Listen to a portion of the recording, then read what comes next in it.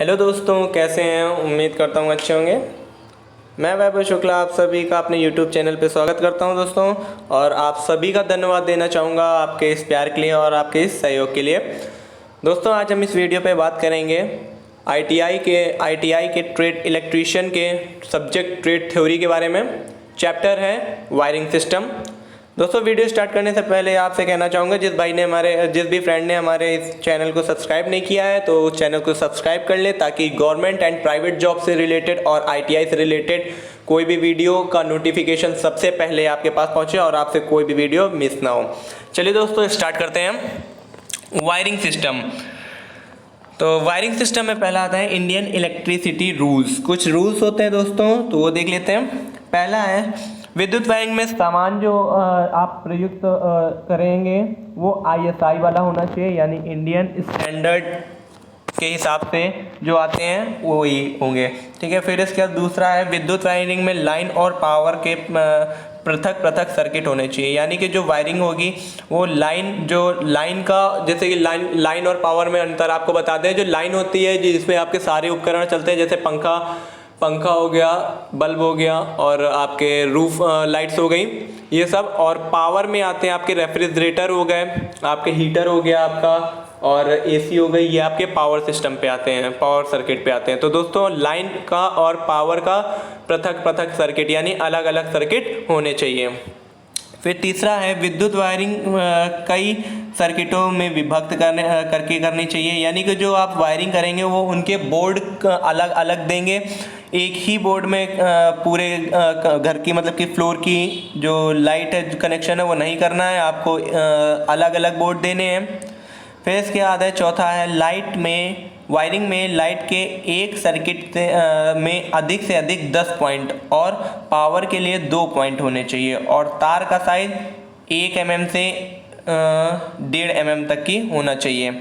तो दोस्तों, जो आपका बोर्ड लगा होगा उसमें ज़्यादा से ज़्यादा 2 पॉइंट होने चाहिए, वो 10 पॉइंट होने चाहिए, और जो आपका पावर के लिए इस्तेमाल हो रहा है उसमें ज़्यादा से ज़्यादा सिर्फ 2 पॉइंट होने चाहिए, और जो तार इस्तेमाल करेंगे आप वो 1 mm से 1.5 mm तक का होना चाहिए।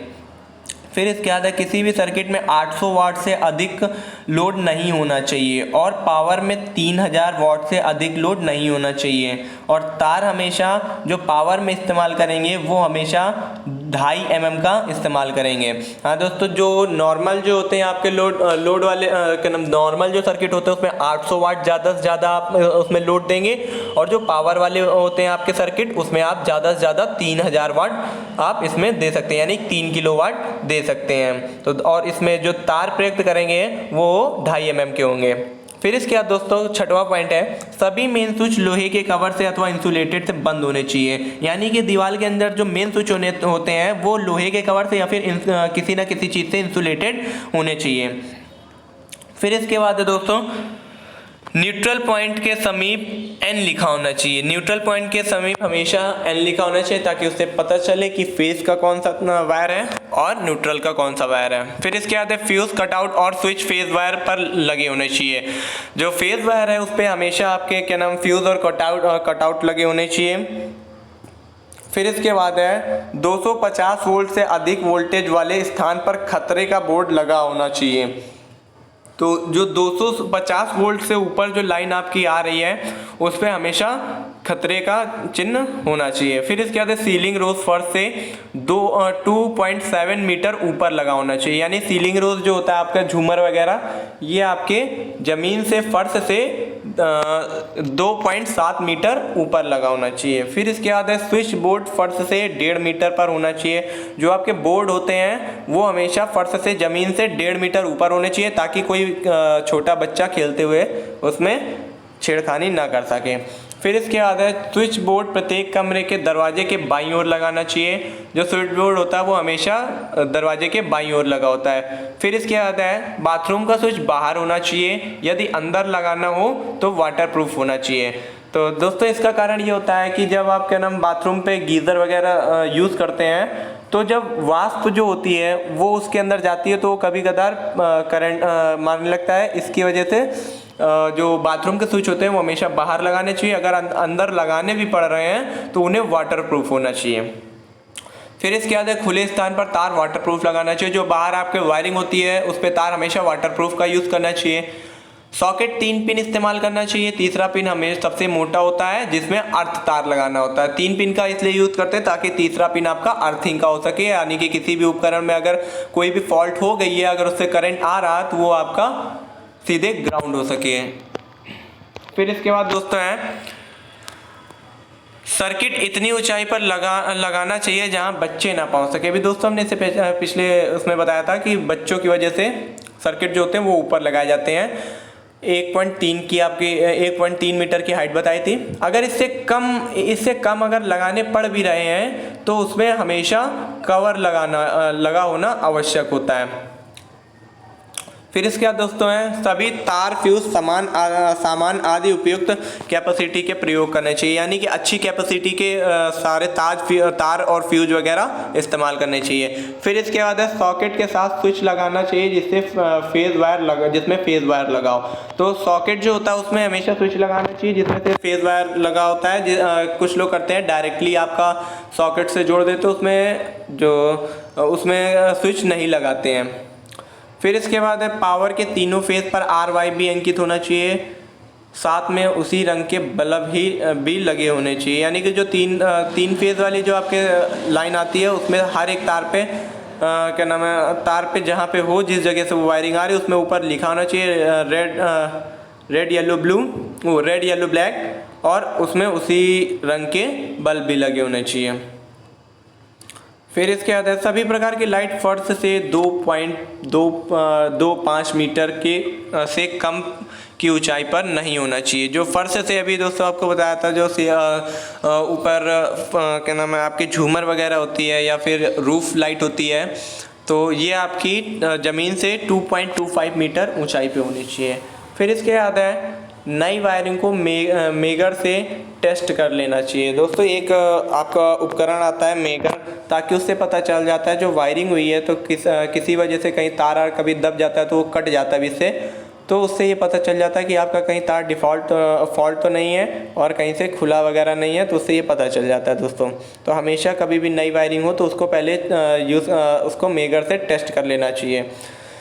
नई वायरिंग में लीकेज करंट कुल करंट के 1/52वें भाग से अधिक नहीं होना चाहिए, यानी कि जो उसका लीकेज करंट हो दोस्तों, जब इलेक्ट्रिसिटी यूज़ होती है तो जितना हम चला रहे हैं उतनी ही केवल नहीं खपत होती, उससे एक्स्ट्रा भी कुछ जो होता है जो आपका लीकेज होते हैं, जो मतलब कि आपका जो वेस्टेज वाली होती है, जो मतलब कि जो होती जिसको आप नहीं रोक सकते, जो होती है वेस्ट आपकी बिजली थोड़ी बहुत, तो वो जो होनी चाहिए वो 1/52वें भाग होना चाहिए उसका।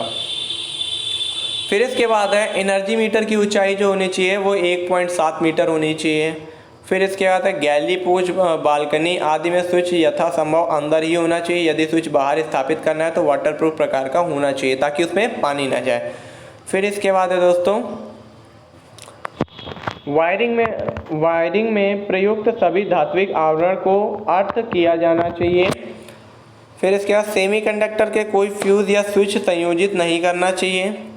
440 वोल्ट से अधिक वोल्टेज लाइन पर कार्य करने वाली मशीन पर डबल अर्थिंग होना चाहिए, ताकि वो अगर उसमें कहीं से फॉल्ट हो जाए तो आपका तुरंत वो जो करंट है वो आपका ग्राउंड हो जाए, इसलिए उसमें डबल अर्थिंग होनी चाहिए।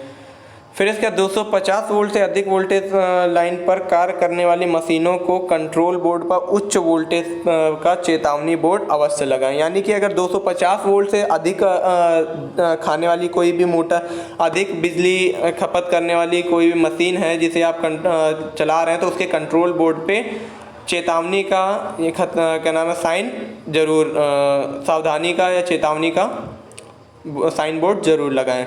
फिर इसके बाद है सर्विस मेन लाइन में प्रयुक्त केबल वेदर प्रूफ प्रकार की होनी चाहिए, यानी कि जो आपकी खंबे से घर तक की जो आपकी केबल आती है वो आपकी वेदर प्रूफ होनी चाहिए। फिर इसके बाद है वायरिंग करने से पूर्व उसका लेआउट डायग्राम तैयार करना चाहिए। वायरिंग करने से पहले हमें पूरा उसका वायरिंग का डायग्राम ज़रूर बना लेना चाहिए। ये थे आपके कुछ इंडियन रूल। अब दोस्तों आज बात करते हैं वायरिंग प्रणाली की विधियाँ किस तरीके की होती हैं, इनकी विधियाँ। पहला आपका आता है इसमें ट्री सिस्टम। ट्री सिस्टम में क्या होता है ये दोस्तों, अधिकतर आपको बाज़ार में या मंडी वगैरह, मंडी में या किसी मार्केट में आपको इस्तेमाल मतलब की जाती हैं।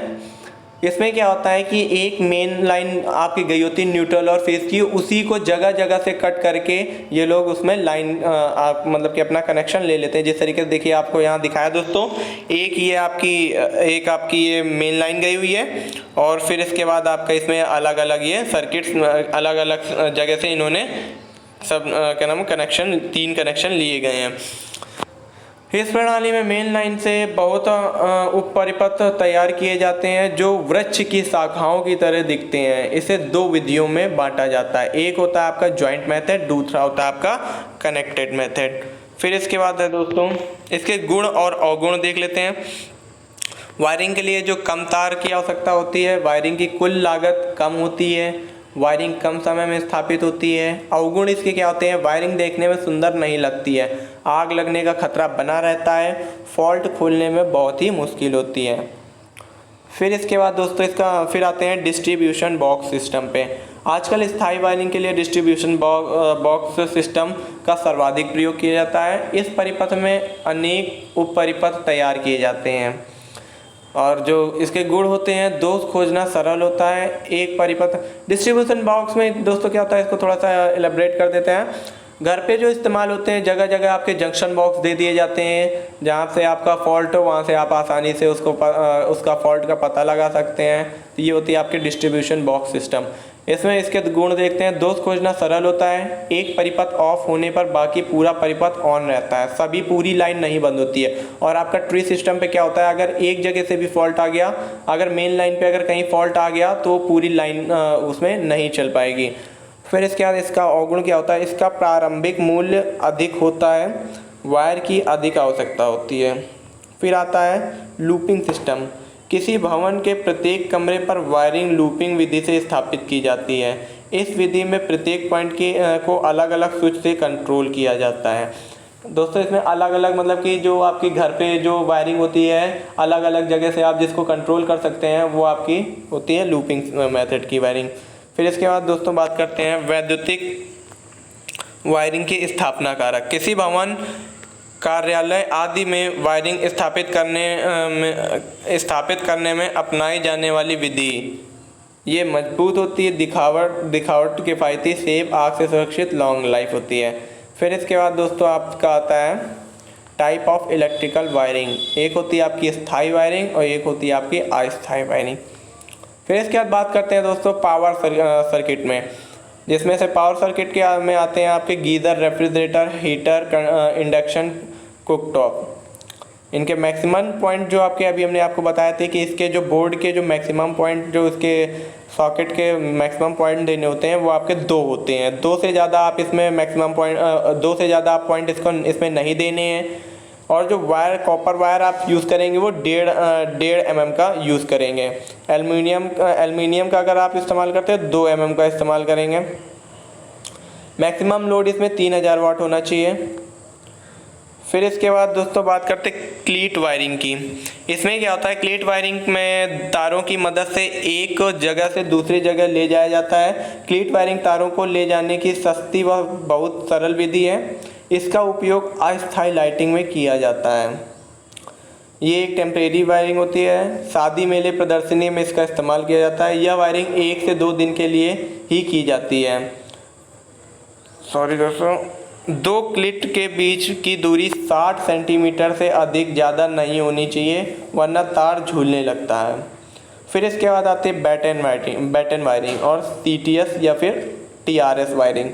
पहले लकड़ी की पट्टियाँ यानी बैटन लगते हैं, फिर उस पर वायर लगाते हैं क्लिप की मदद से।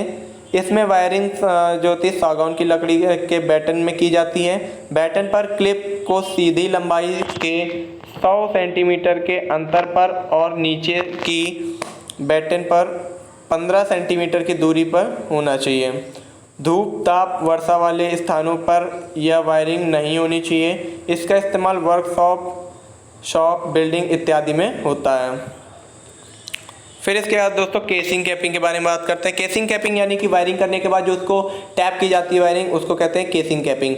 ये पीवीसी की भी इस्तेमाल की जाती है, वुडन की भी इस्तेमाल की जाती है। पहले जो वुडन की इस्तेमाल की जाती थी, बट अब जो है पीवीसी की ही इस्तेमाल की जाती है। इसमें नीचे वाला हिस्सा जो होता है वो केसिंग होता है और ऊपर वाला हिस्सा कैपिंग कहलाता है। कैपिंग में दो नालियाँ यानी कि ग्रूव्स बनी होती हैं जिसमें तारों को दबाया जाता है, फिर उनके ऊपर ढकने के लिए कैपिंग लगा देते हैं। केसिंग में गिट्टियों के पेंच की दूरी 45 से 90 सेंटीमीटर तक की होती है।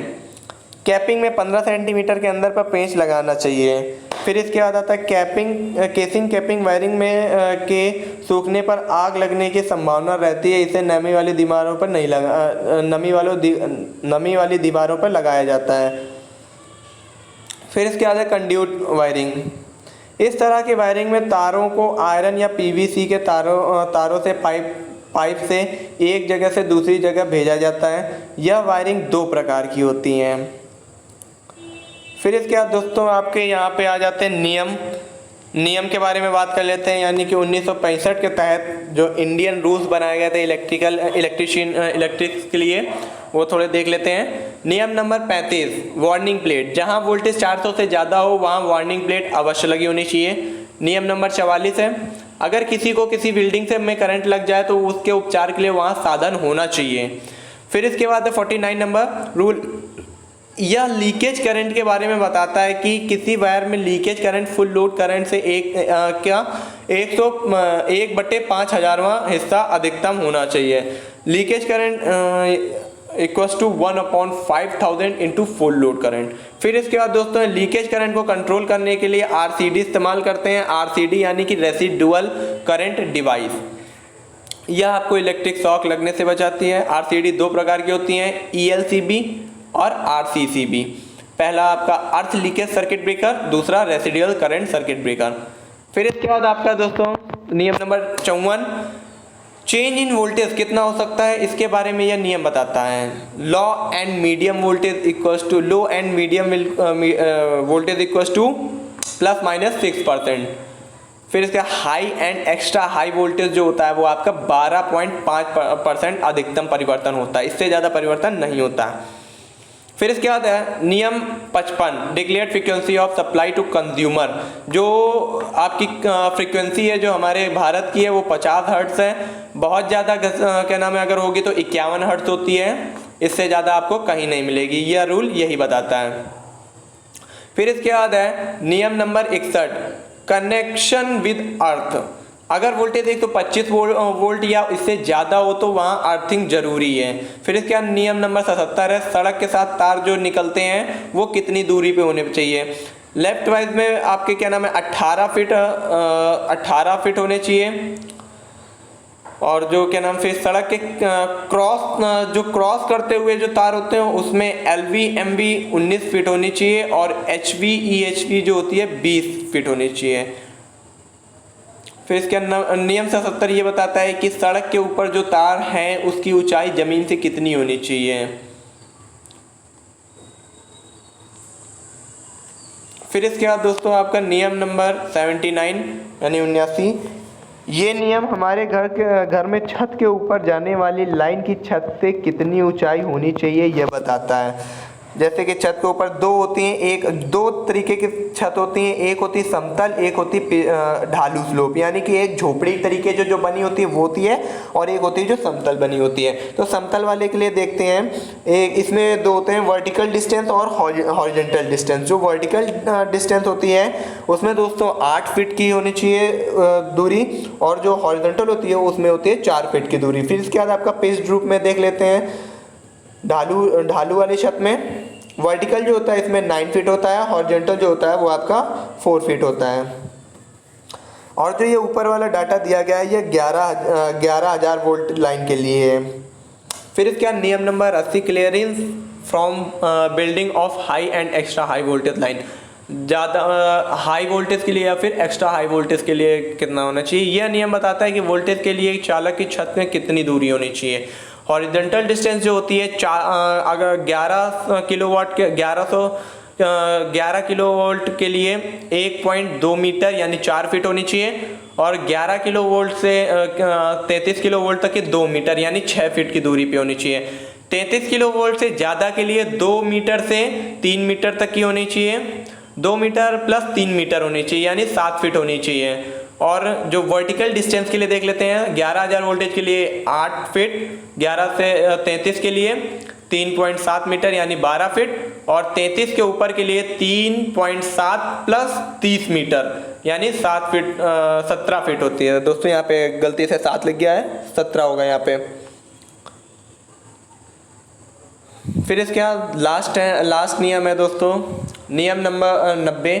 ये नियम कहता है कि घर के सारे मेटल सपोर्ट और मेटलिक फिटिंग परमानेंट और एफिशिएंसी अर्थ होने चाहिए ताकि किसी को करंट ना लगे। दोस्तों ये थे दोस्तों आपके सारे वायरिंग सिस्टम के नोट्स। तो दोस्तों यहीं से समाप्त करते हैं। और दोस्तों अगर ये वीडियो अच्छा लगा हो, अगर आपके काम का हो, तो इसे सब्सक्राइब करें, लाइक करें और इसमें कमेंट करें आगे आपको, और कमेंट करके हमें बताइएगा कि आगे आपको किस चैप्टर की चाहिए और सरकारी नौकरी या फिर प्राइवेट नौकरी पे आपको किस नौकरी के बारे में जानकारी चाहिए, तो हम आपके लिए उस नौकरी के बारे में जानकारी ला सकेंगे दोस्तों। इसलिए और इस वीडियो को जितने से ज़्यादा हो सके उसको शेयर करें ताकि आपके जितने भी ज़रूरतमंद दोस्त हों उन तक ये वीडियो पहुंच सके। धन्यवाद दोस्तों, जय हिंद। तो आज के लिए यहीं तक की था, अगले वीडियो पे फिर मिलेंगे। जय हिंद।